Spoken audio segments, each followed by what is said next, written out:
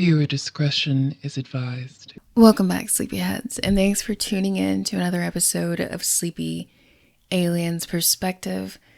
As I said in my last video, I will be talking about Ruach Zara Marley. And who is Ruach Zara Marley? She is one of Bob Marley's alleged 17 children, but she is, if you go on Google, she will not be on that public list of his 11 children. And Ruach explains that before her father died, he confessed to her that he had 17 kids. And we'll get into why she is not publicly recognized as one of his children. Her story is extremely deep, and it reveals so much about the elite occult in the entertainment industry and also how they operate. And she is a survivor of elite SRA as well. But her testimony is so important and so valid. So I will be dissecting the Sean Atwood interview, one of them that she did with him. She's gone on there a few other times now.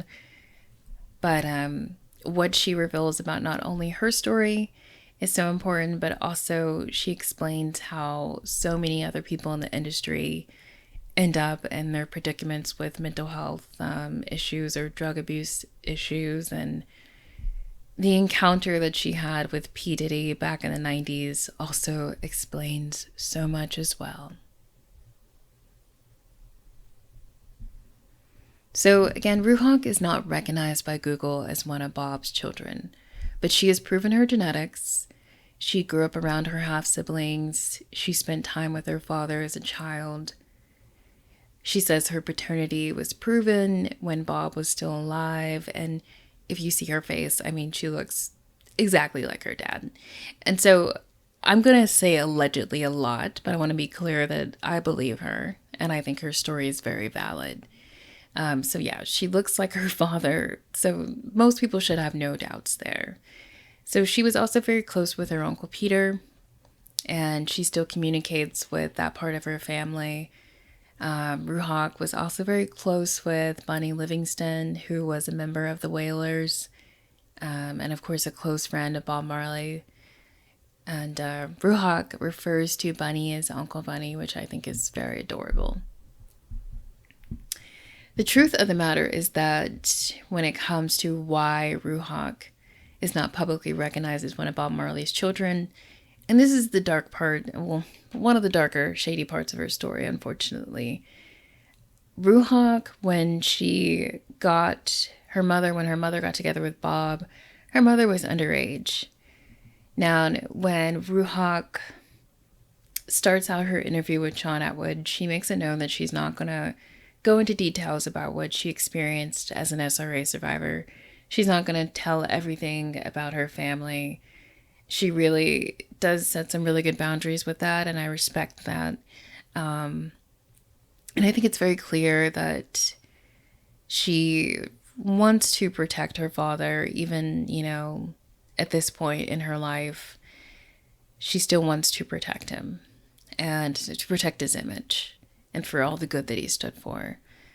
But from what it seems like, she alleges that the whole situation with Bob Marley and her mother was not a pedo situation.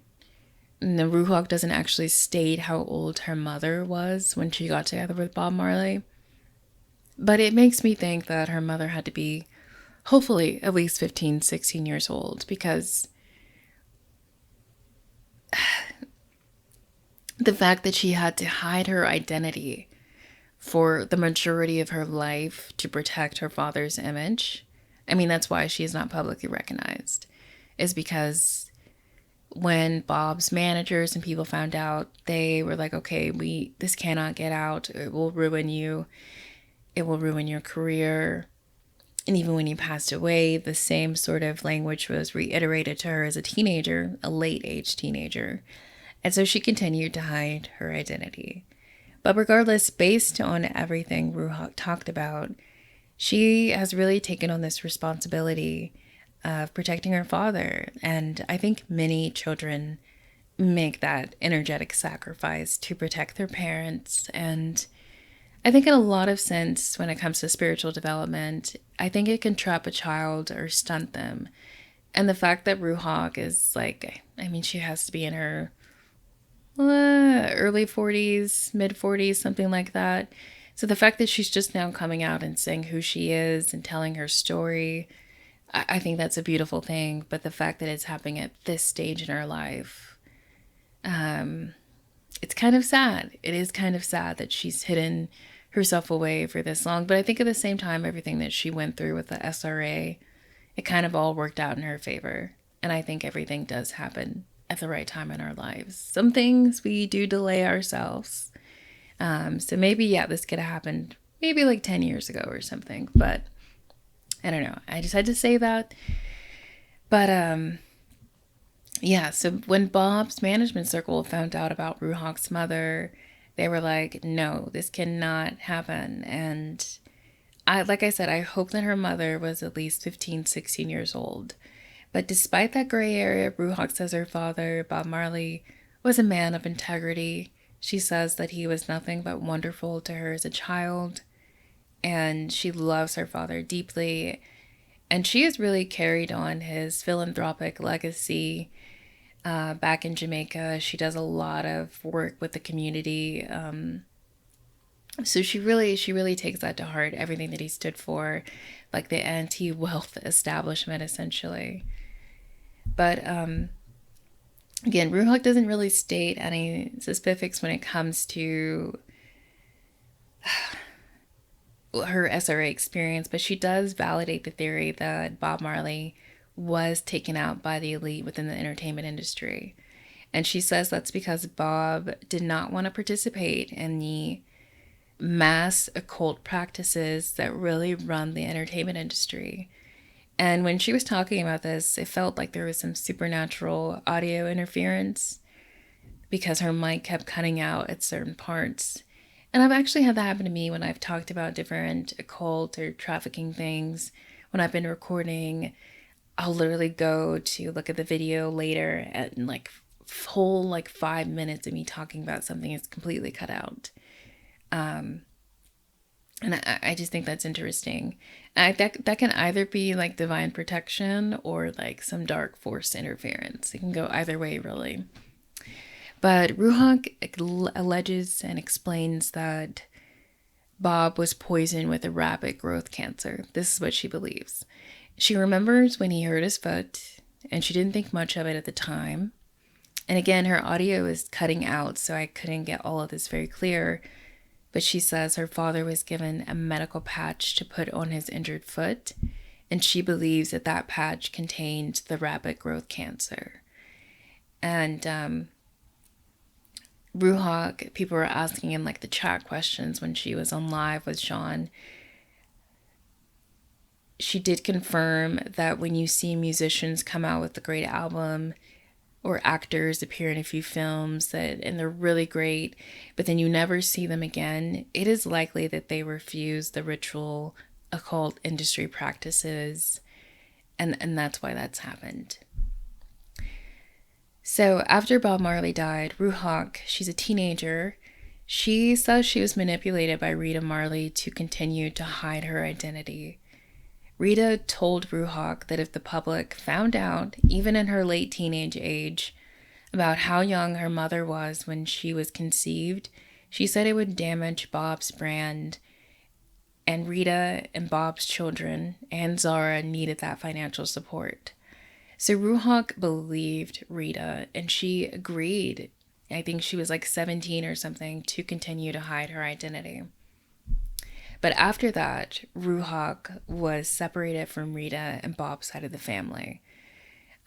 She continued to hide her identity, and I think in her late teens, she said she was sent to live with one of Bob's second cousins on his father's side in New York City. And this is when a little confusion happens in her story, because Ruhak doesn't actually explain who committed the SRA acts against her, what adults or guardians around her were ensuring that she was going to experience all of that. But she did say that it started in her teenage years after her father died. So, one thing I forgot to explain was that Ruhak does not say who her mother is. She does not even mention her mother's name. She doesn't say why she wasn't living with her mother and why she had to go and live with family members from Bob Marley's side. I just wanted to add that because I was editing and I realized I didn't state that. And maybe once I go and watch the other interviews she's done with Sean Atwood since the first one that I watched, maybe she does explain that. But again, she was very protective of her family history and not mentioning everything about her life. And in her late teens, she was sent to an occult school. And this is like an entertainment elite occult school. And she says, children are sent to this school if they are resisting occult practices. So basically, if they are not engaging in the rituals, whether it be the sex magic or the abuse, or if their willpower isn't being broken down, they are sent to this school. And while they're at this school, the children are basically abused and conditioned and then sent back to their families to be used for ritual purposes. So she doesn't state the specifics on the school, where it was, what it was called, who ran it, how many children were there, what the dorms were like. See, there was a lot of questions that, like I said, Sean Atwood is really good at listening, but I probably would have asked a few questions about that school. That would have been a really important thing. So while Ruhak doesn't state that she wasn't, she does state that she wasn't raised by her mother, that we know, and that she was sent to go live with Bob Marley's second cousin. She doesn't explicitly state who raised her, but she does state that the people who raised her were sadists. And she doesn't like to use the word satanic ritual abuse. She just uses sadism. She says that if you say satanic ritual abuse, that it discredits you and that people won't listen to you and they won't believe you. And again, I've kind of just basically tried to create a timeline within the interview and all the things she was talking about. So as Ruhak matures, she begins to see Rita Marley in a different light, and she later learns of the allegations that her father was drugged prior to his wedding with Rita Marley. And so his memory of getting married apparently was very foggy, and allegedly he never consented to it. She explains that Bob didn't want to be married, and I have to say, given the fact that this man had 17 children with different women, committed adultery while being married to Rita, and she did as well, I pretty much have to believe that. Ruhak also explains that eventually she began to see Rita Marley as very money hungry, very greedy, and till this day, she really boasts her wealth in Jamaica, and that's something that Bob Marley never stood for. And the fact that Rita manipulated Ruhak in her late teens to continue to hide her identity, even after her father died, I think says a lot too. So Ruhak even says that Rita knew her father would give most of his wealth away to those in need. Ruhak alleges that Rita has recouped $600 million from being married to Bob, and that the way Rita lives in Jamaica, while so many live in poverty, speaks to her true motives. So from the way that Ruhak talks about Rita, it sounds like to me that Rita could have been Bob Marley's handler, allegedly, from my perspective. And I know that, word handler, we've heard Kanye talk about his CIA handler was his body trainer. And we've heard other people talk about handlers just being directly from a government agency.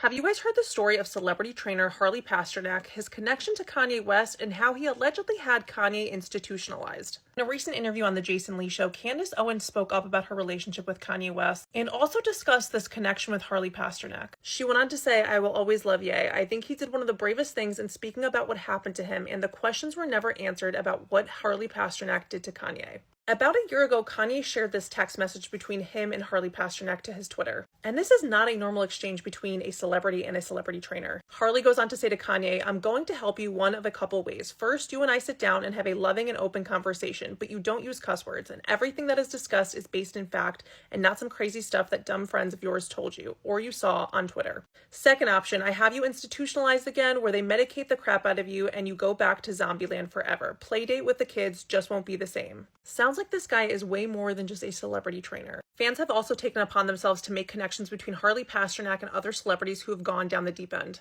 Many are claiming that Harley is not a celebrity trainer after all, and he's actually a celebrity handler. This Reddit post went on to say, well, I guess this guy also trained Mac, meaning Mac Miller, and even spent the day before his death with him. There's also supposed connections between Harley Pasternak, Aaron Carter, Brittany Murphy. Apparently, Harley has also worked alongside Britney Spears and other celebrities like Lindsay Lohan. There's videos like this one on the internet exposing the fact that Harley allegedly is connected to many celebrity deaths. It is also alleged that back in 2016, when Kanye West was hospitalized after abruptly canceling his tour and having public meltdowns, that this was all Harley's doings, that he arranged a 5150 for Kanye and basically tried to take over Kanye's life. A lot like what happened with Britney Spears and her conservatorship. In the interview with Candace Owens, she cited that the text message exchange between Harley and Kanye are coming from a much bigger issue. Candace claimed that Kanye was Kanye, then Harley Pasternak took him to his house, got an ambulance, and had him drugged and admitted to a hospital. The fact that Harley in this text message exchange is claiming that he has the power to institutionalize Kanye is beyond me. And clearly this man is doing more than just training celebrities. It is rumored that Harley Pasternak has a long history of working with psychedelics, and that is his stepping stone in getting in with these celebrities, and then eventually taking control over their lives. Either way, I'm curious to know more about this situation. As you guys know, where there's smoke, there's fire, and I think stories will continue to come out about Harley Pasternak and his connection with troubled celebrities. New clip from Kanye West is currently going viral on TikTok. The clip comes from an unreleased 2018 documentary where Kanye calls Corey Gamble a member of the CIA. And he also says Cardi B is a plant from the Illuminati. What do you say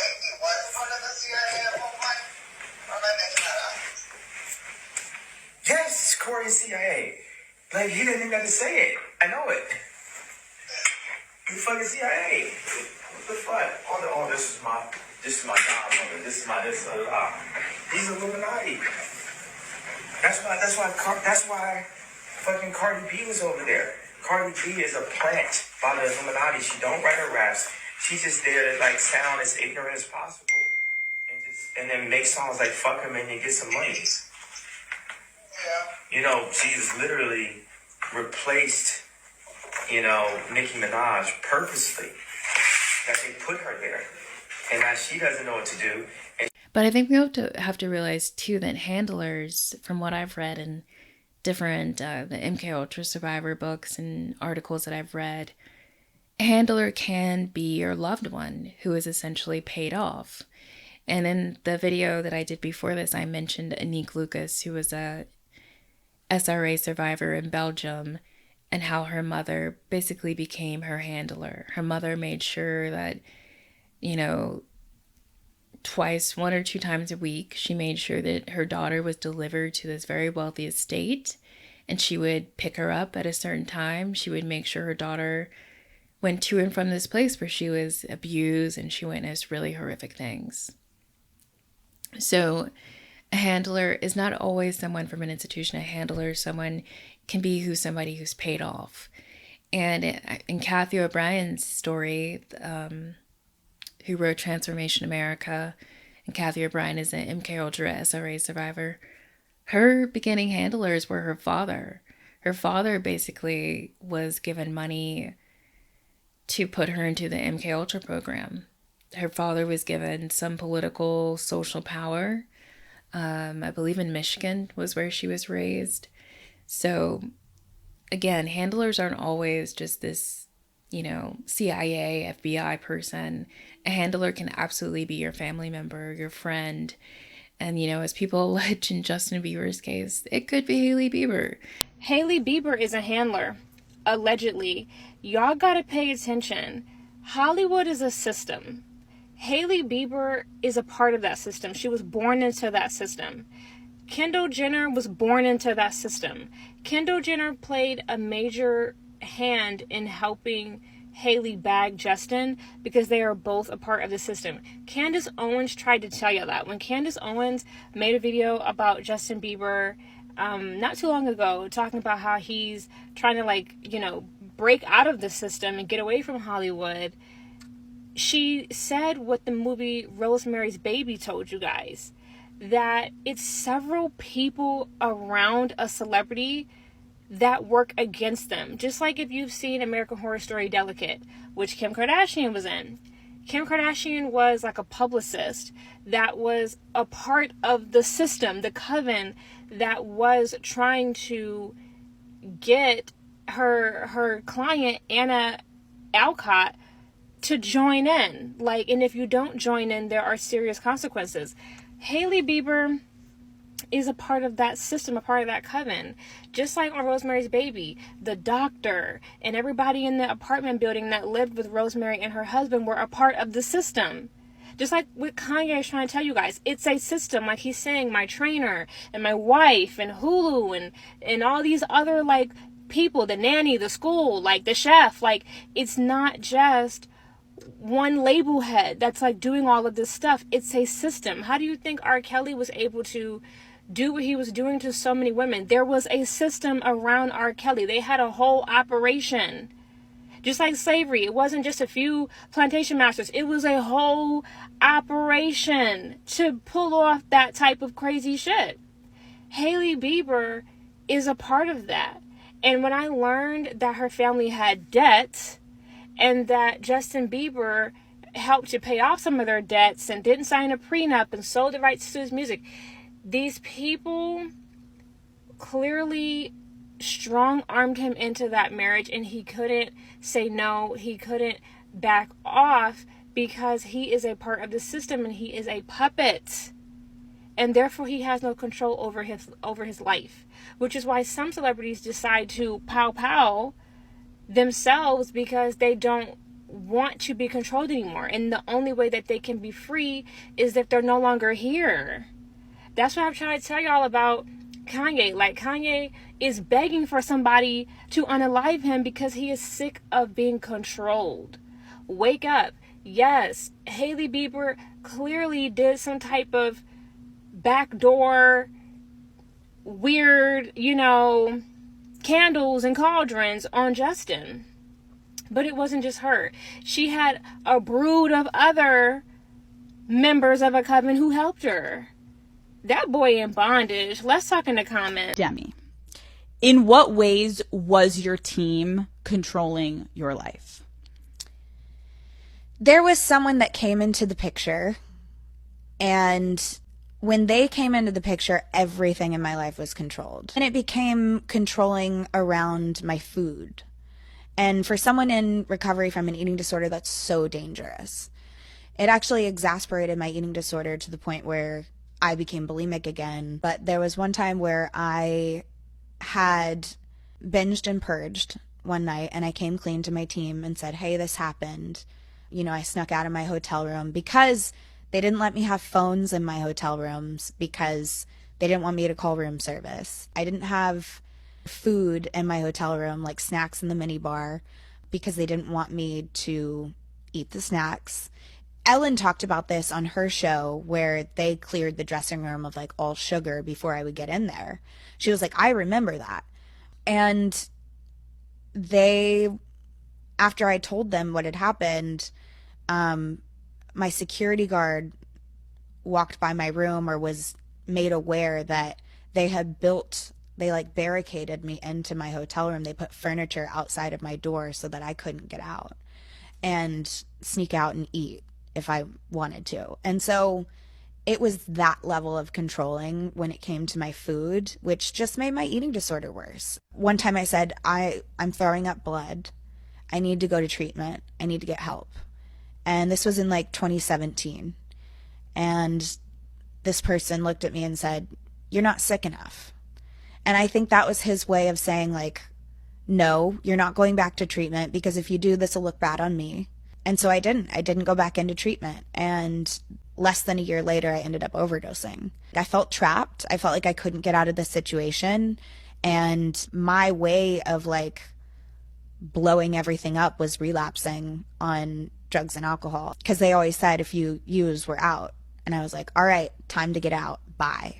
She could have been propositioned to ensure that, hey, make sure that Justin is here at this time and does these things and takes his medicine and doesn't talk about these things publicly. Make sure you're always with him when he goes to A, B, C, and D. And that person is then, paid off, given, immunity and various things. Who knows? But I just wanted to state that because from the way it sounds, like Rita Marley could have absolutely been Bob's handler. And in his mind, he could have just thought, oh, I'm with this manipulative woman, but, we have these kids now and I love her kids, even the ones that aren't, biologically mine, that he took care of. Which is why I think he basically told Ruhak that he has 17 kids, because he even acknowledged the kids that Rita had outside of their relationship. Anyways, that was sidebar. Here I go again. So back to the story. So until now, Ruhak has hidden her identity. But some people in the entertainment industry in Jamaica have known about Ruhak, because Ruhak worked in the entertainment industry for a portion of her life. And I think that was like late 80s, 90s when she was working in the entertainment industry. But for a majority of the work that she did, she can never claim it publicly because she had to hide her identity. So man, that's what I tell you, the trap, the spiritual trap of, keeping your parents' secrets and protecting your parents, and how it really stunts your development. But by all means, Ruhak is an artist herself. So she claims to have been the set designer for Tupac's Hit 'Em Up video. And she was very close with Tupac. They were friends, and the Wu-Tang Clan. She claims to have designed the infamous Wu-Tang Clan logo. So I believe her, but I have to speak with legal safeguards. So Ruhak also alleges that her poems were used by Stephen and Damian Marley to make some of her music.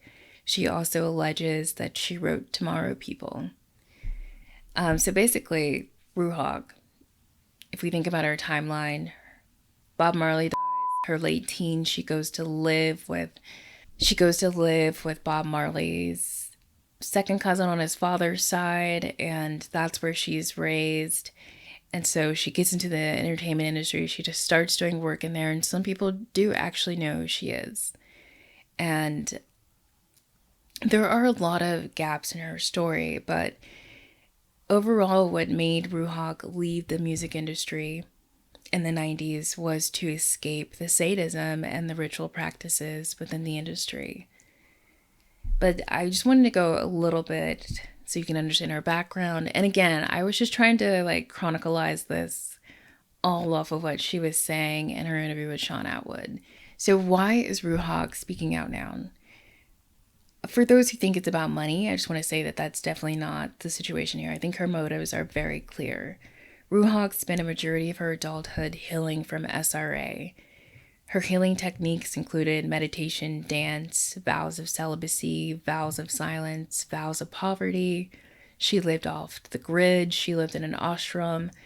So this woman had really spent, thankfully, because she hid her identity, it did give her that space to actually be in the realm, to go off and heal without being this known celebrity figure or without being connected to her father.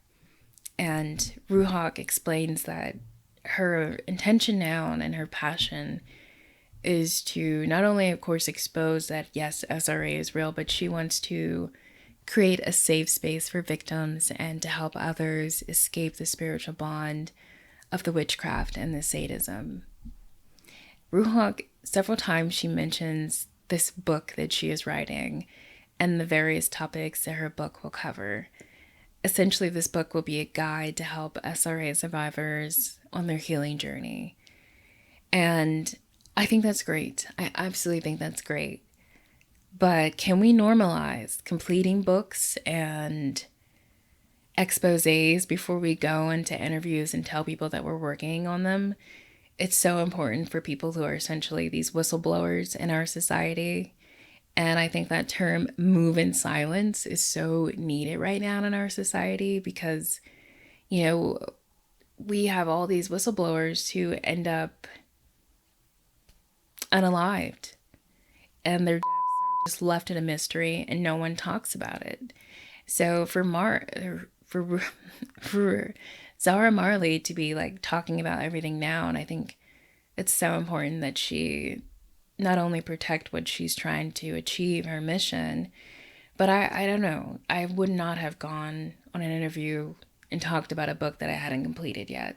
Complete that book and then go on all these interviews and promote that book and then promote your mission. I think that's okay.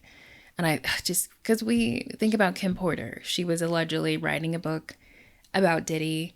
And then there's the allegation that Kathy White, who is Jay-Z's alleged mistress, a woman who worked in public relations in the entertainment industry, she was allegedly writing a tell-all book too before she was unalived. And her death is very mysterious as well. So I just want to normalize people completing these books and exposés before they go public about their stories. Because overall, you know, whistleblowers have a hard time surviving. There's Suchir Balaji, who is the OpenAI whistleblower, John Barnett, who is the Boeing whistleblower. I mean, your safety is just not guaranteed. I mean, if MLK, JFK, Michael Jackson, the average prison snitch, and Malcolm X can be taken out, no one is safe. You are not safe. No one is truly safe. So people need to complete their books, complete their exposés, send those to people they can trust so that if something happens to them, that information still gets released to the public. And whether they record, you know, post-life interviews about everything they experience on their stories, and that gets posted online, like, you need to create those safeguards for yourself if you're going to be speaking out about stuff. So I just wanted to mention that. So instead of classifying SRA as satanic ritual abuse, like I said, Ruha classifies everything as sadism. She explains that sadism is practiced in a religious way in the entertainment industry, and she views sadism as a religion. She explains her decision to say sadism, of course, is just to help with her credibility and for people to recognize sadism or SRA as a psychological issue. And I honestly never thought about it that way. And I think when it comes to censorship, that it could be helpful for people who do talk about that subject matter.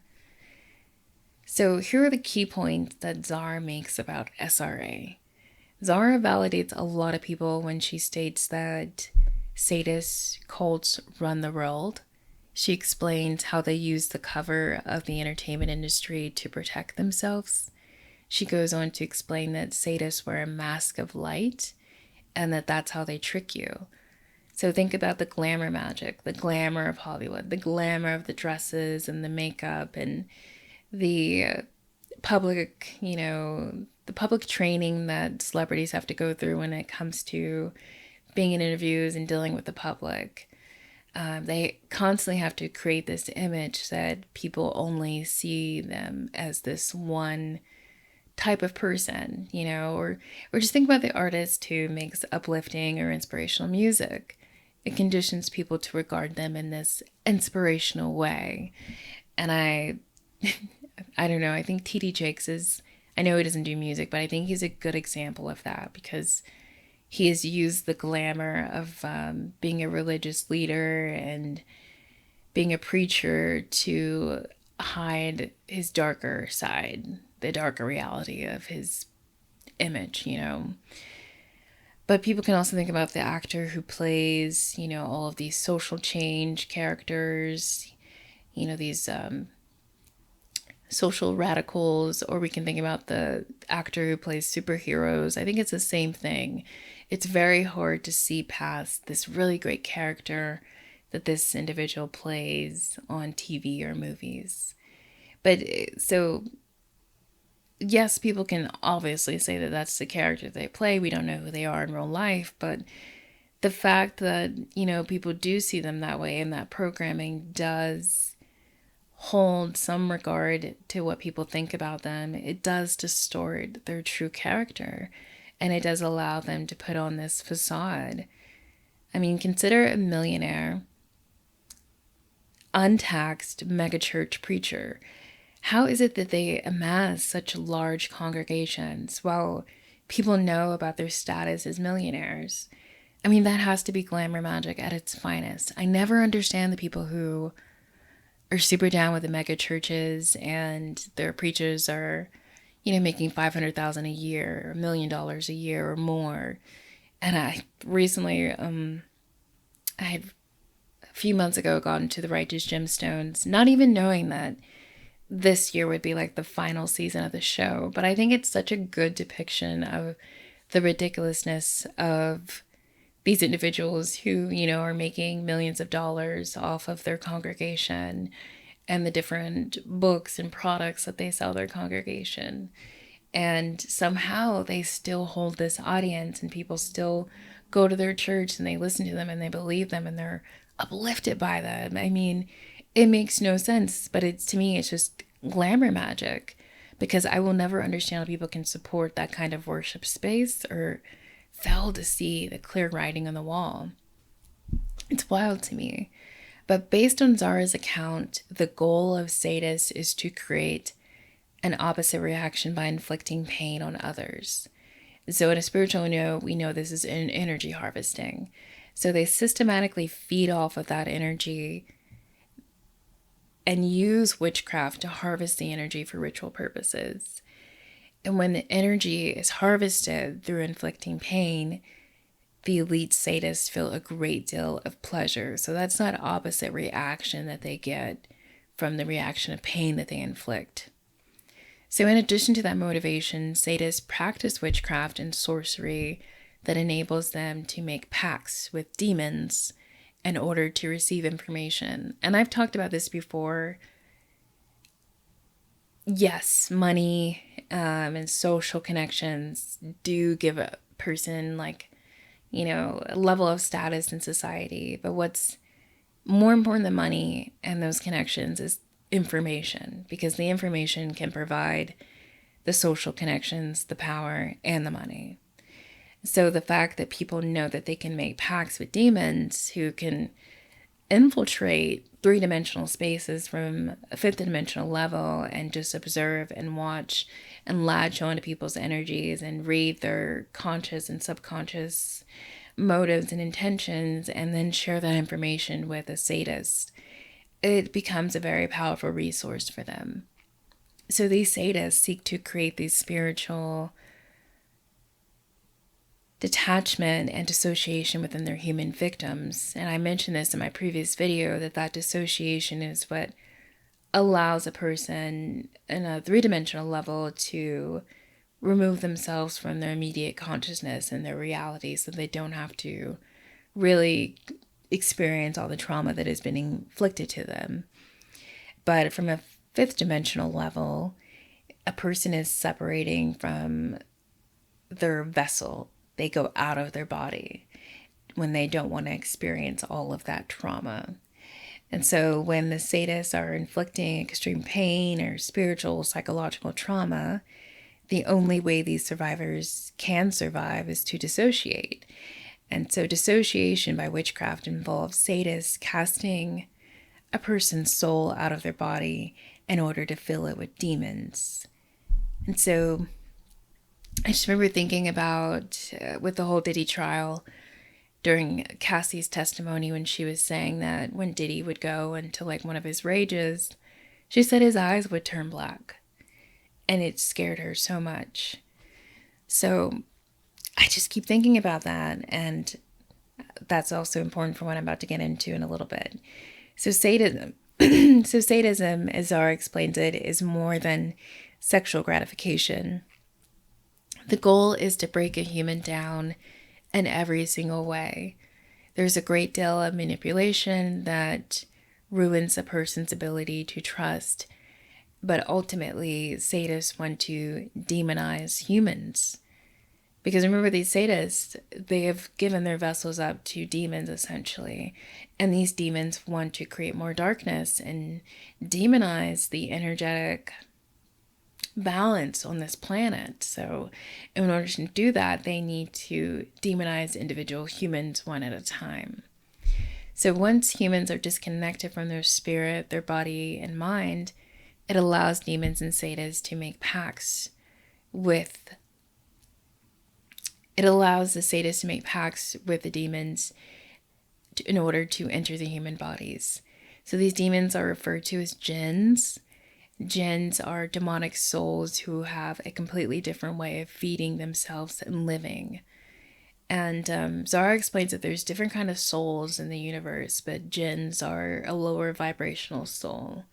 So the goal of jinns is to have a human body to operate through, and through that body they can commit depraved acts against other humans, again spreading that demonized demonic energy on this planet and different other planets for that matter. But the thing about the demons is that they need an agreement to enter a human body. They can't just do it. So Zara explains that some SRA victims are tortured into making these agreements with demons, and some are drugged and then, forced to make the pact and agreement with the demons. And again, Zara explains that these different souls, she says that there's angelic, demonic souls, and that human souls by nature are not capable of sadism. And that's why these jinns and these demonic forces want to demonize humans. And if you think about, the things that happen to children with SRA and how, when I first started learning about it, I'm like, how is a human capable of these things? And the reality is that they're not. It's these dark spirits, dark energies that are operating through another individual. And yes, there are some people out there who are pederast and, they do harm children in that way. But if you hear about some pederasts and their testimony with what they think about the things that they did and their attraction to children, it doesn't exactly align with the mentality of a sadist, and I just want to mention that because I think there's different levels to it. So I'm saying, yes, there are humans that can commit depraved crimes and crimes against children, but there's a whole nother level where it's completely sadistic and there is pure pleasure that's derived from it. Because the people that do it on a human level, there's guilt and shame, there's secrecy, and that's tied into it. But a sadist would not feel any guilt or shame. And their secrecy is only in order to protect, their secret lifestyle. But what really made me think when she was mentioning, the demonization of humans, it made me think about how, I think between, maybe late 2021 to 2023, how all the celebrities, there were different music artists that just kept talking about demon time. And I think Beyonce mentioned it, Meg Thee Stallion mentioned it, Chloe Bailey mentioned it. I know plenty of rappers were mentioning, male rappers were mentioning demon time. I mean, it was a normal thing you started hearing in songs, and I don't know, it just, of course, I mean, I've already been very conscious about the music that I listen to at this point, but it definitely did make me think about that when she mentioned it. So Zara explains that during rituals, SRA victims are drugged with scopolamine. Zara says that that's the drug of choice for rituals among elite sadists. And that's because scopolamine it'll diminish a person's willpower. It will cause them to lose their memories of the trauma that they inflict, so that basically the same person can be abused and traumatized again each time and not really remember it each time. It's a very powerful drug. And I've talked about this in my Virginia Giuffre video a little bit, but scopolamine is a naturally occurring substance that's found in a variety of plants that grow in tropical regions. Scopolamine, in a pharmaceutical grade form, is used to treat motion sickness, nausea, stomach pains, and muscle spasms. When it's administered in illegal doses in that raw, pure plant form, scopolamine is known as the devil's breath. The drug is blown into victims' faces, it's put into sprays. Objects can be laced with scopolamine. It can be absorbed through skin, cigarettes, pipes.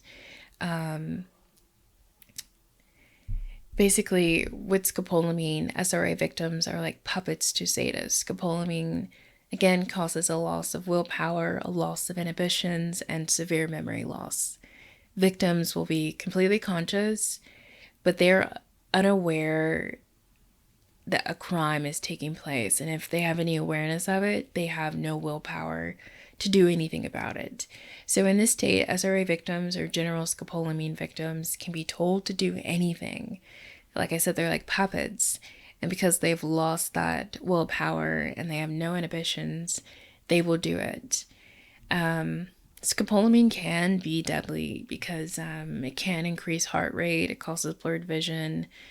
So I've actually seen a Vice interview where this guy went down to South America and these women used scopolamine to drug like American men who come for sex tourism. And they said that they gave a man too much one night and they thought he was going to die. Apparently he didn't. Excuse me. They thought he was going to be unalived, but apparently he didn't. But they came pretty close to it. So it's very easy to give somebody too much scopolamine. So it is maliciously used in other countries, but it happens, more crimes with scopolamine happen in South America, particularly Colombia. And that is just simply because the scopolamine is more readily available there. And scopolamine criminals, they prey on tourists. Tourists have been abducted, assaulted, they've emptied their bank accounts upon command. The criminals use scopolamine as an easy way to make money. Like I said, those two girls in that Vice interview, they basically meet men at clubs, they go back to the hotel room, they drug the men, they have the men like transfer money, empty their bank accounts, and then they leave them. So unfortunately for many victims, scopolamine is excreted through the urine within 12 hours of ingesting it. So imagine that you're in a different country, you wake up in your hotel room, you have no memory of the previous night, but you feel okay. You have some cash, so you check out of your hotel room, you go to the airport, you go through security, all that stuff, and then you go to buy a coffee, but your credit card isn't working. You try another card, that's not working either. So you step out of the line, you check your bank account, you assume maybe you locked your cards, the night before just to be safe. But you see that your available balance is zero, and that your transaction history shows a huge withdrawal amount from the night before. You would never do that. You're stunned, you're freaked out, you're worried, you don't know who to turn to because you have no memory of the previous night. You don't know if it's safe to trust foreign authorities, and with no memory of the previous night, what can you tell them? What can they actually do for you?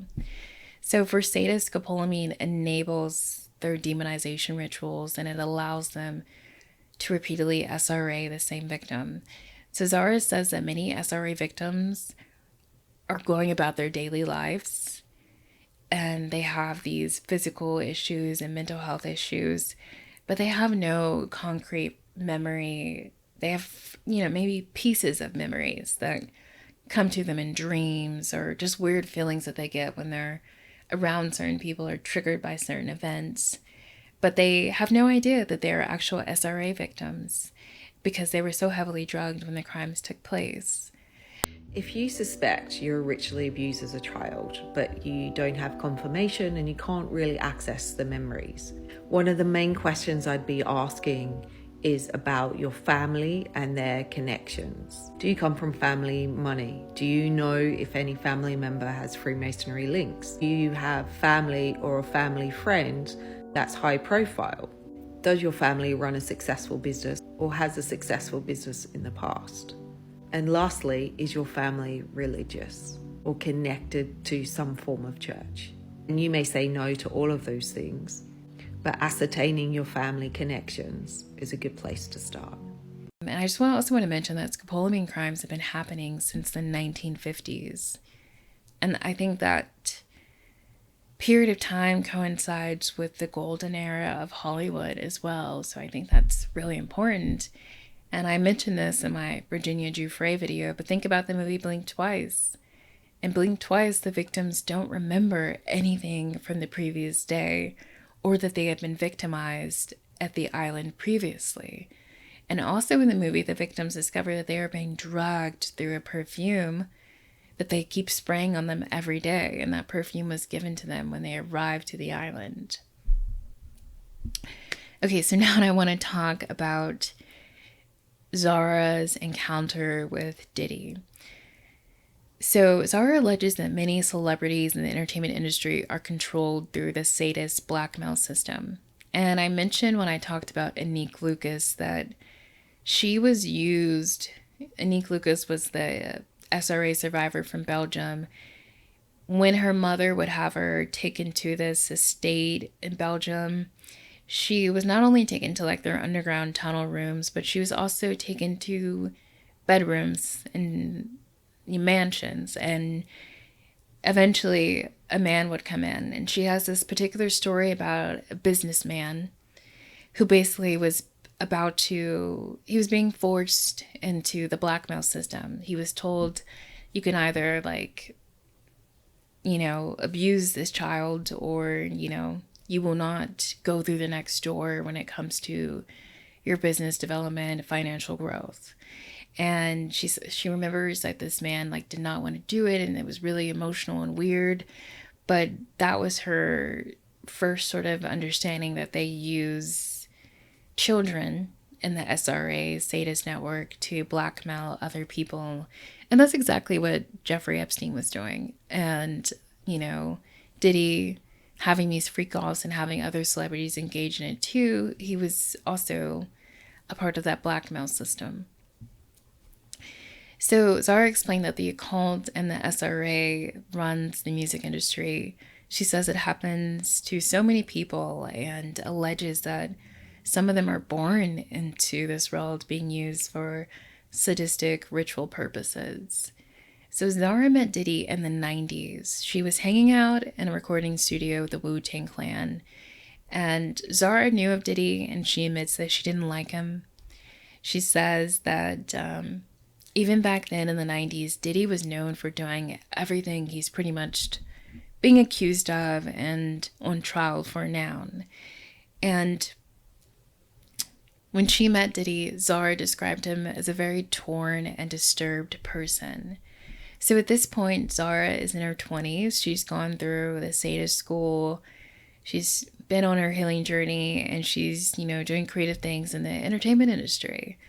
And while she has kept her identity a secret, some people do know who she is. And like I said, look at her. She looks like her father. So it's not a huge mystery as to who she could be related to. So after, her and Diddy make the initial introduction, and this is, I will say it's all alleged, but like I said, Zara seems like a very credible individual. Diddy, knowing about Zara's history and experiences with the SRA, he jumps right into asking Zara about how she was able to heal herself. She says Diddy didn't think that he had a soul, and Zara had to explain to him how no one actually loses their soul. They just become detached from it. So again, this is all alleged, but Zara says that Diddy confessed to her that he was an SRA victim and was used as an altar starting at the age of 4 and throughout his childhood. So again, I'll say that. So Diddy confessed that he was an SRA victim and was used as an altar starting at the age of 4 throughout his childhood. So for this man to be on trial right now for basically forcing Cassie Ventura to not only, have sex with all of these different men, and to not, be giving her the physical protection and safety she needs in those encounters, to have men peeing in her mouth, doing who knows what else. Maybe we don't even know the extent of everything that was happening. But that is enough for someone to understand that, okay, some degree of SRA is being committed onto Cassie Ventura. And I don't know if she sees it that way, and maybe just for legal purposes of what she's trying to accomplish right now and what the lawyers are trying to accomplish, they're not going to put that out there in this scenario. And thankfully, there's just enough evidence and the depravity of, the crimes that Diddy's being accused of and the situation that he's being accused of that they don't even need to put that in there, right? So, but the fact that Diddy told Zara in the 90s that he was an SRA victim, and it started when he was 4 years old, this man has been carrying out that programming ever since then. And Zara explains that for sadists, an altar is essentially a human that is being sacrificed for ritual purposes, and horrible things are done to an altar. So there's no physical like podium or like special shrine. The altar is the vessel of the human, the vessel that these sadists want the demonic energy to inhabit, to make these demonic pacts. So if Diddy was being used as an altar from the time of 4 years old throughout his childhood, who knows, maybe even into his teen years, he has been, whoever was having him go through that, and I can only assume it's his guardian, right? And I think about Mariah Carey's sister testimony where she talked about how she was essentially used as an altar by her mother to secure not only her mother's wealth, but her sister's fame as well. I'm guessing a similar situation was occurring with Diddy, and allegedly, I will say, his mother. Or his pimp, I don't know what to call her.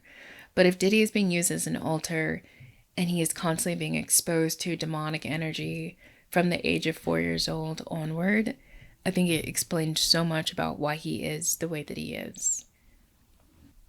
So as an altar, children are drugged, they are physically bound, and they are used as a full-on sacrifice. And whether that sacrifice is through like the abuse or a straight-on like unaliving, it could be either or. But in Diddy's case, it seems like it was torture and sexual abuse. And for him to, in the 90s, to just have met Zara and to feel so conflicted and to already be worried and thinking, you can tell he's trapped also in a very childlike mindset. For him to come to her and be like, do I have a soul? To be asking her those questions when he just meets her. I think it's almost like a child who doesn't have any like social boundaries and, is just so eager to have a question to answer that, a child will straight up ask a stranger something and will be so candid about it, right? But Zara says she felt really bad for Diddy. And she explains that she views a lot of sadists as former victims. She states that there's always someone behind the abuser. And there's a spiritual chain of the abused becoming the abuser. And she goes on to say that when you grow up in a sadistic cult, you are abused spiritually, psychologically, and physically every single day of your life. There is no letting up. And what I've read from Kathy O'Brien's book and Wendy Hoffman's book, from the time these women were 4 years old, they were being psychologically, sexually abused, physically abused. And when I say psychologically, like when they were children, they have memories of crying and wanting to be comforted. And a part of the MK Ultra programming and the sadism, their satanic ritual abuse, is that the parent cannot comfort them. They have to consistently put them into this space of feeling unwanted, insecure, and it drives them to that dissociative mindset that makes it easier for that programming to be initiated within them. So that's just something to think about. But the fact that Diddy, and I believe Zara, so allegedly, if Diddy was being satanic ritually abused from the age of 4 throughout his childhood, and now he becomes this person who has consistently committed SRA against other people, and for Cassie to be talking about, Diddy forcing men to pee in her mouth. That is pure satanic. That is some Aleister Crowley shit right there. And from like the blood and the piss, and Ally Carter even mentions, you know, the peeing and the children being shat on or eating shit, or she talks about how, like, if let's say if at some point during like an orgy or something, if a child ends up throwing up, that the child would be forced to eat it. And if they threw up while they were eating it, then they would be abused even more. So that depravity of the urine and the shit and the throw up, it is essentially desecrating a holy vessel, right? You're desecrating God's vessel. And for a sadist, you know, and I haven't read, I know Aleister Crowley has wrote books about how to do sex magic, and he's the one who really incorporated energy harvesting through abusing a child. For that man to be as known as he is in the entertainment industry, and for that to become what it is today, and I think it just explains a lot. And I'm actually reading Kenneth Anger's book, Hollywood Babylon, and I'm only about halfway through it at this moment, but Kenneth Anger's, I guess he was a known Satanist, and his book basically details different Hollywood scandals from the early origins of Hollywoods in the 1910s on to, I think, the Sharon Tate murder. But he talked about how, I believe in 1916, I'll have to double check, but Aleister Crowley went to Hollywood. He talks about when Aleister Crowley arrived in Hollywood, and if that were happening in like the 1920s,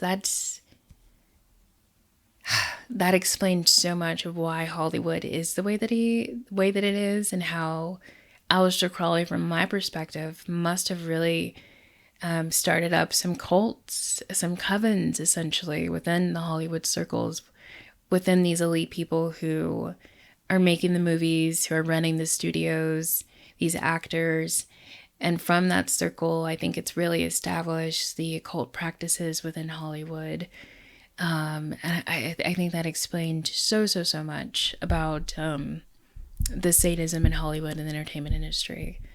But anyways, back to Diddy. The last thing I want to mention about Zara's encounter with him, she says that she told Diddy that he had to stop what he was doing, repent, to truly be disgusted with himself and ask God to save him. And Zara says that she was able to acknowledge that Diddy's a victim, but she does not excuse any of his actions. And she encourages people to understand what people like Diddy may have gone through. But Zara says most artists in the industry, they start off really sweet, but again, they become demonized through the sadist system of the entertainment industry. So that I think about like Sam Smith. Oh my God. Like I was so used to just seeing that man like singing beautifully in like nice tailored suits or outfits. And then I don't know what award show it was. Maybe it was the Grammys, but it was when he was in like that devil lingerie and he had like the devil horn hat thing. It was just so much. And then Lil Nas X, he's a really good example. And I believe that there's been a clip of him basically saying that he's basically pretending to be gay for, you know, the industry, for his career. Lil Nas X confirms he ain't gay. Let the camera, like, just do this. Like, look. You scared me a little bit, I ain't gonna lie to you. I'm scaring you? Yeah, bro. I'm sorry. I'm not with that gay shit, bro. What? You know, he goes from, you know, being this innocent kid dressed up like a little cowboy and singing, and now he's sliding down a pole to hell and he's giving the devil a lap dance. And of course there's Doja Cat. I mean, I've never really listened to her music. I've only ever seen like the progression of like the coverage of what she does in her life. And I knew about how like she was kind of pandering to like racist white guys and who were into, you know, mixed race women. And, you know, she would say like a lot of racist stuff online, allegedly.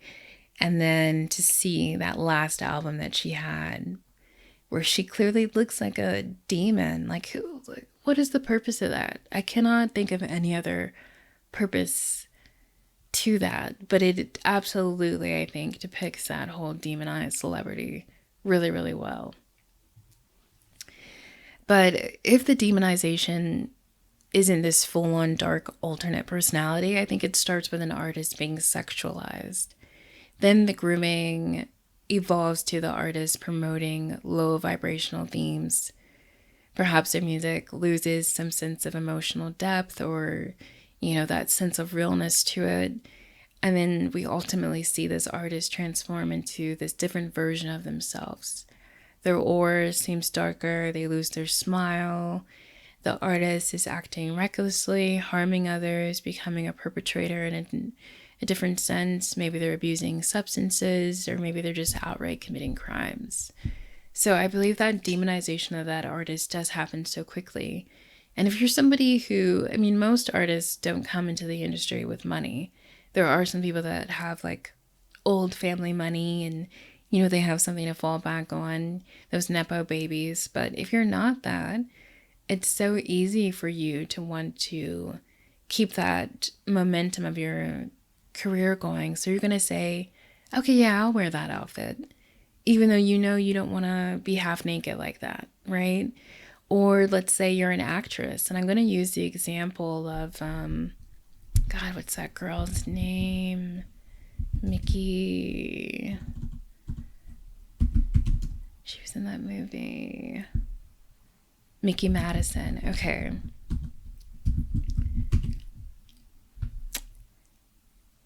Okay, so I watched Mickey Madison. She's that girl who was in the movie Honora. And I watched her in Better Things. I liked that TV show from FX. But for her to get an Oscar for basically playing a stripper, and yes, the acting was good, but the movie wasn't profound. But you see how the Hollywood system rewards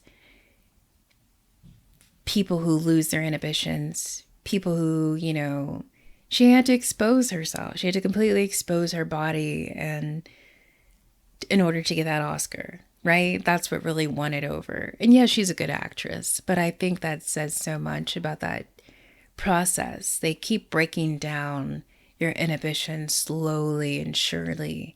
And you have your manager saying, this is going to be your role. You got to do this. Just go for it. This is going to be great for you. And yeah, it's great, but who knows what the next role is going to be?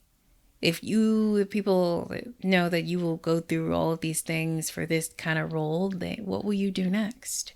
So it's just like you get deeper and deeper into this sense of losing your sense of morality. And I think that's so important to think about. But I may just make a whole little bit about that movie. Again, I like Mickey Madison, but when I saw that she won an Oscar, I was like, man, that is a Hollywood at its core, rewarding and influencing and programming other young women to think, okay, my breakout role in Hollywood, I've either got to get naked or kiss a girl, have sex with a girl. That's another tactic they do. And for men, it's often like the whole Cat Williams talked about wearing the dress. They want to see you basically traverse your gender role, you know. Think about like Brokeback Mountain.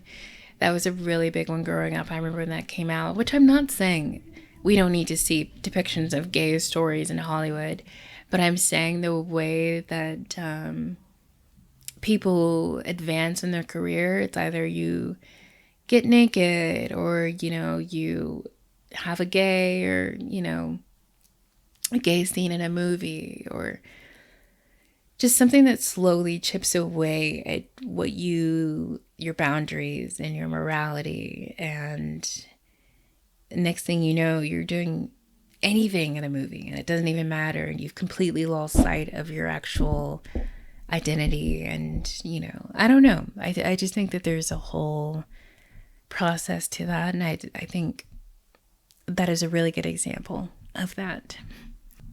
So in addition to the advice that Zara gave Diddy on how to heal, she explains that in order for an SRA victim to heal, they have to remind themselves that they are pure beings of light, and people have to reprogram their mind. So again, that demonization, that chipping away at someone's sense of themselves, they lose sight of their true origins, their true core.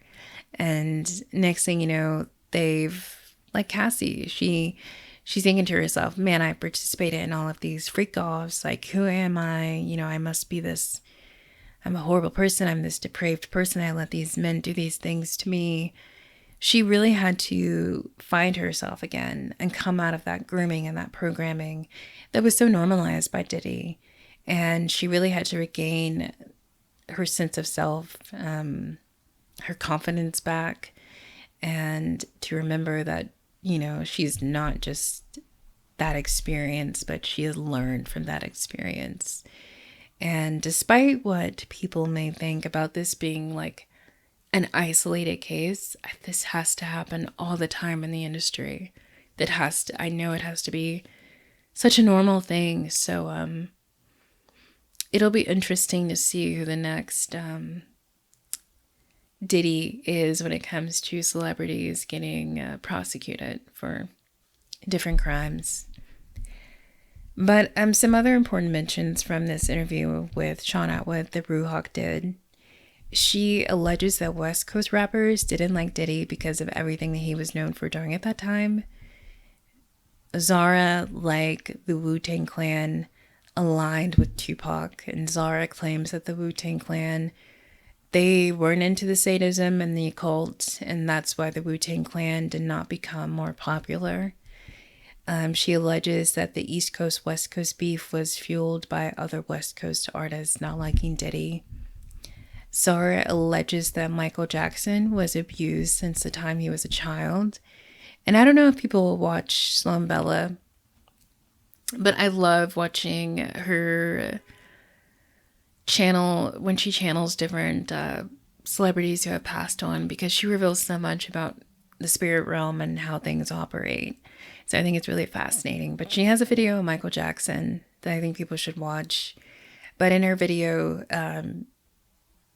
she describes seeing Michael Jackson being taken to and dropped off by his father at this hotel at night when he was still a boy.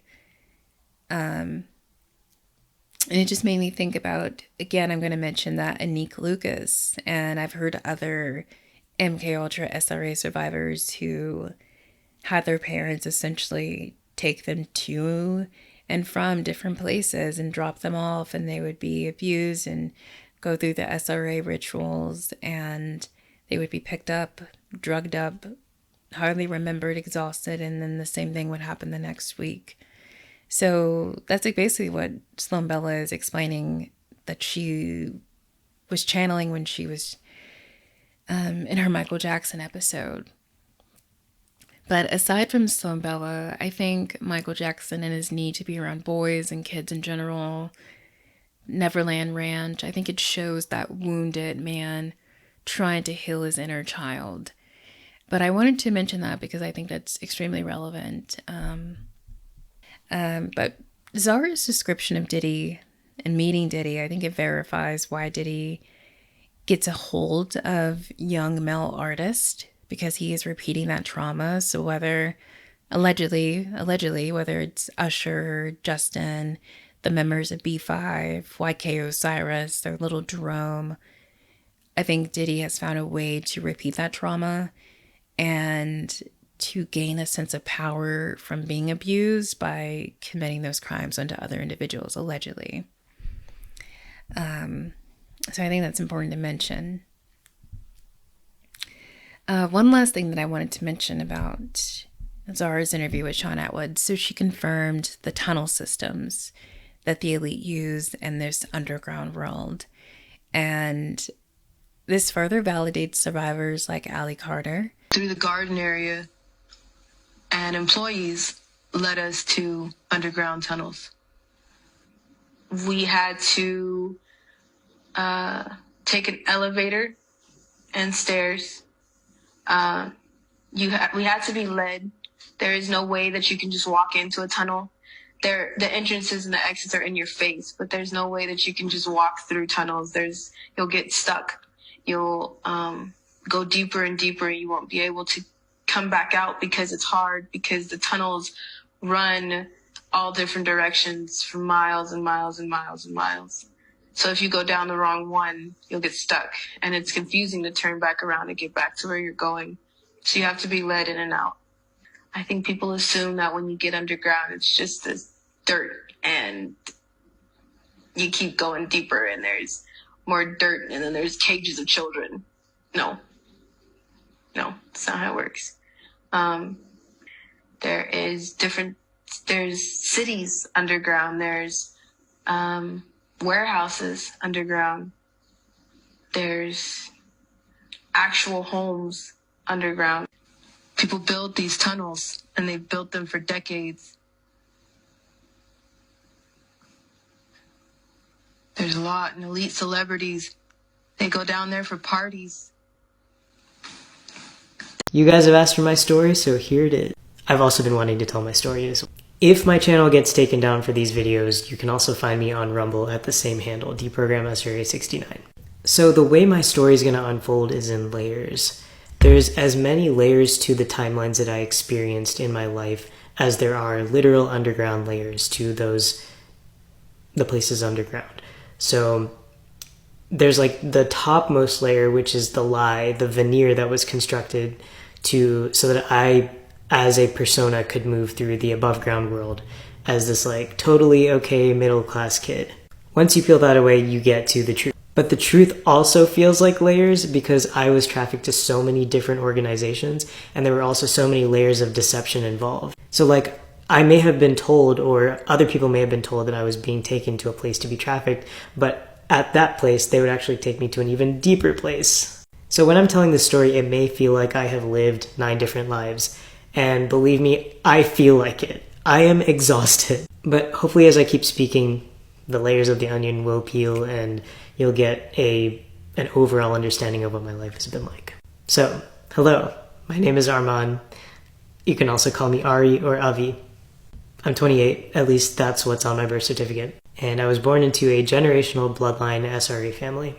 The veneer on top of my life, the lie that I was told and told to embody, is that I was born female, that I attended, elementary, preschool, middle school, high school, everything in the same town, and I was a straight A student.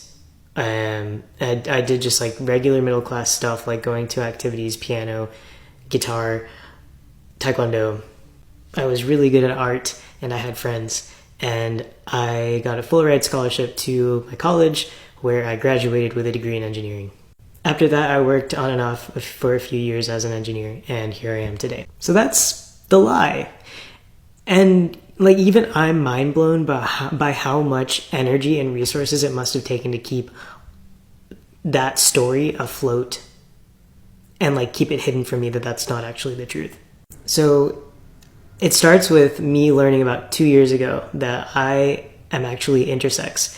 And more than that, the feelings that I've been feeling about being biologically male are actually correct. So from what I can understand, I am an intersex chimera, meaning that I was the brother twin in the womb, and somehow the sister twin was absorbed into me. I believe this was done on purpose by the SRA groups to, which would serve some purpose in their SRA agenda. I'm still in the journey of like processing and accepting and like integrating like who I am and what my experience has been. I've always known that I'm a man, but I really do want to honor and accept and find beautiful all of me. That's going to be a whole nother video, but the point is that I came into this life and I was already being deceived. There was already deception going on. I also have reason to believe that the person that I thought was my mother growing up is actually my biological grandmother. I have memories of being somewhere in a tunnel and a woman who looks related to me was unalived. I have the strong sense that that was actually my mother. So now we'll get into the layers of trafficking. I was trafficked from the get-go. Every single child development program that I was put into was a front for trafficking. They would take me into back rooms, down into tunnels, through secret doors, and I would be transported to, I would either be in the same building but like underground, or I'd be transported to somewhere else. In those early years, I believe it was a lot of programming, and then I gave birth to my first child at age 8. I remember the day that I gave birth. My stomach was super round and I was on the floor of our living room and I was just crying and screaming, and it felt like my entire lower half was just being split apart. No one was hearing my cries. When my parents finally, I guess, they heard or did something or whatever, and I remember being wheeled into the hospital through a back way, and then it's like blackness. I remember nothing after that. For the next 13 years, I would be used as a breeder for many different SRA groups. I have clear memories of giving birth to 6 live children at when I was 8, 12, 14, 16, 18, and 21, but my body remembers being pregnant many, many more times than that. I also know that a lot of my periods were actually miscarriages or forced hemorrhages. So basically throughout my entire life, I was pregnant, giving birth, even throughout all of the other horrible stuff I went through. The signs of my abuse were always there. I was a really, really sick child. I was losing time all the time, so I would like be in the classroom and then I would be on the other side of the classroom and I didn't know how I got there, or I'd like be somewhere else. I didn't know how I got there and I couldn't remember the past 2 hours. I came to school with bite marks on my arm. I remember coming to school with a fat lip and like bruising all over my body. So if anybody from my life comes in being like, oh, we could never tell, they're lying. One time I came to school with a giant hole out of my thumb and nobody did anything. So this is where the memories get like really, they get timeliney, because what happens is when you're very young, they'll split you into alters as, DID based mind control. And so they can call up each of those alter personalities and take them to different places for different stuff to happen. So I was concurrently taken to many different organizations over the course of my life, but my memory strings seem to be like consistent it's like place dependent, state dependent memory. So I'll remember like a whole string of events that happened over the course of my childhood where I was taken to the triple letter organization in the South, you know what I'm talking about. And I spent a lot of time there. They treated me like an animal. They called me the N-word. They assayed me. And they have basically like movie sets underground that are set up to look like what America was like before, the Civil War. They were programming racism into me against myself and other people. They also used me for birthing and unaliving children. A very close relative worked at a place that I was taken to quite regularly. There I was used in human experimentation of unknown substances that made me very, very sick. It's like body horror type stuff. I have severe trypophobia after being forced to endure like stuff breaking out in patterns on my skin, and and surprise, they also wanted me for breeding and children to unalive. At various points in my childhood, I was taken to government facilities where men in black uniforms and badges would test the limits of the human body on me.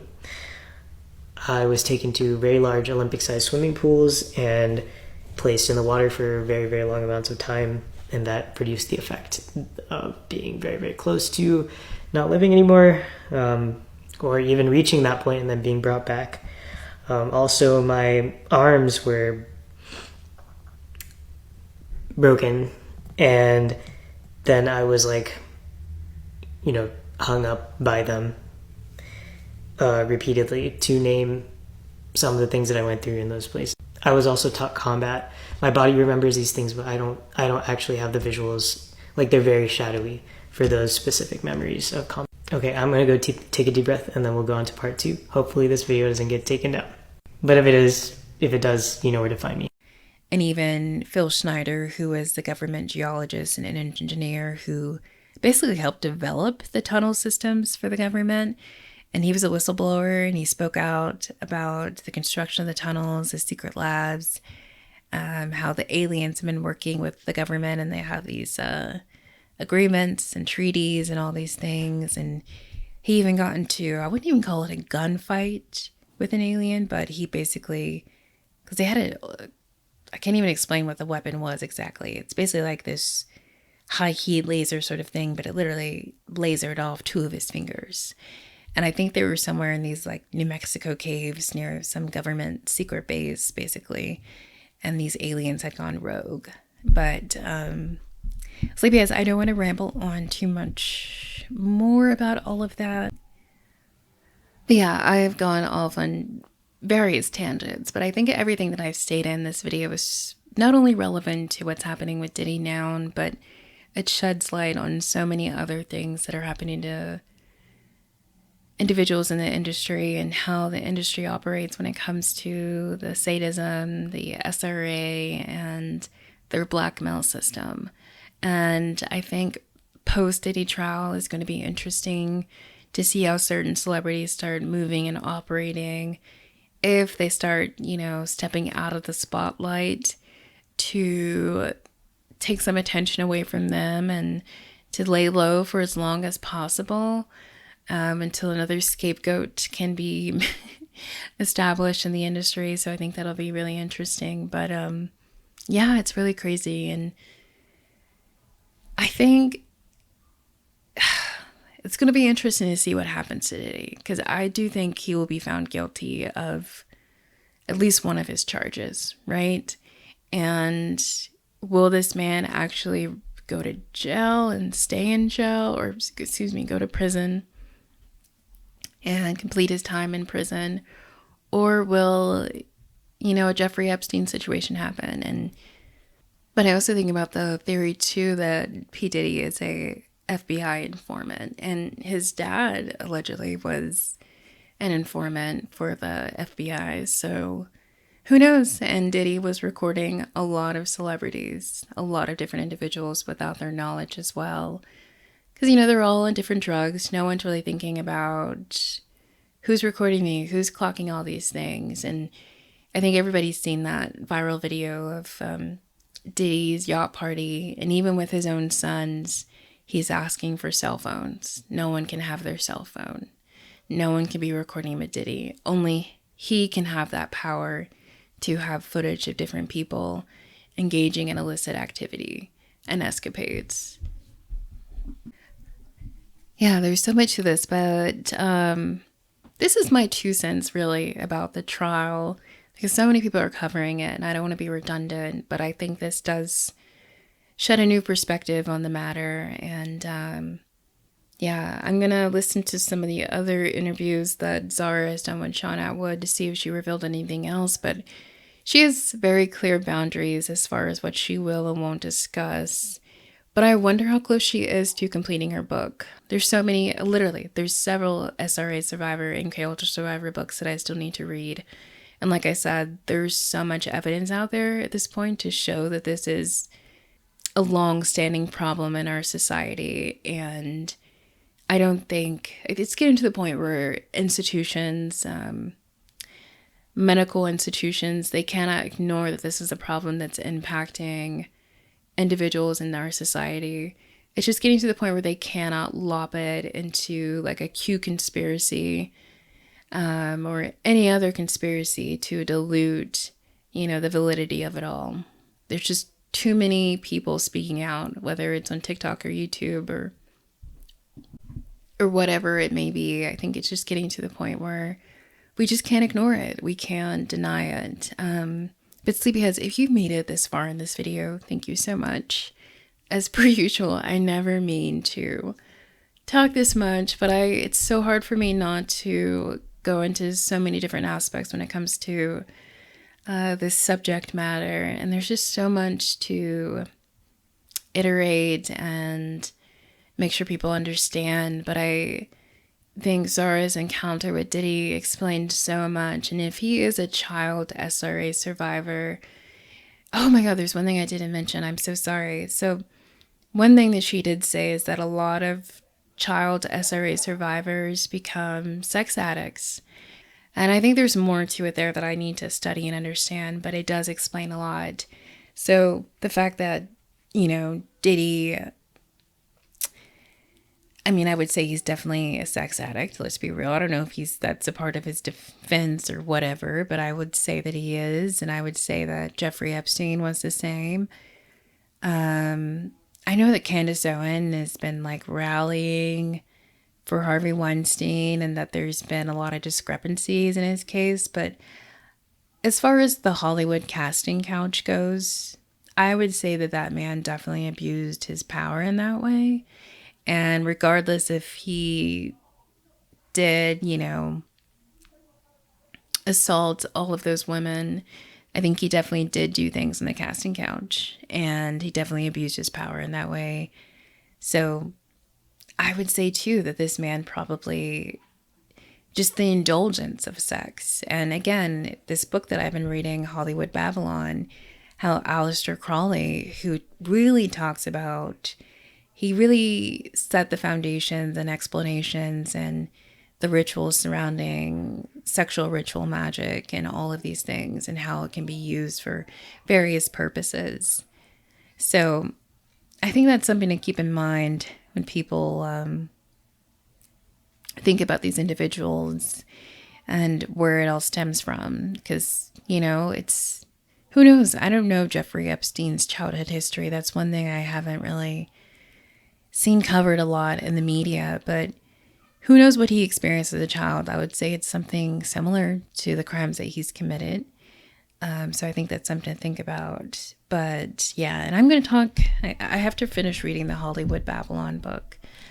And Kenneth Angers, he doesn't, I have to see, he touches very lightly on the whole Aleister Crowley aspect. And like I said, he's a Satanist, so I don't think he would paint Aleister Crowley in this negative light. But I definitely do think it says a lot that Aleister Crowley was in Hollywood during the very early foundations of it.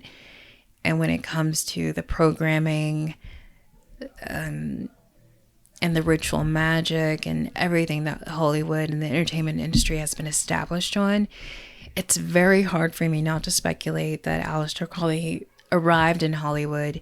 He established a coven, and from there, that coven continued to flourish, and who knows what it is today, right? So I think that's something to think about, but I'll follow up on that more again. I'm going to stop rambling. So, sleepyheads, thank you for tuning in. Thank you for listening. Be sure to like, share, and subscribe, and I will talk to you soon, sleepyheads. Have a good night.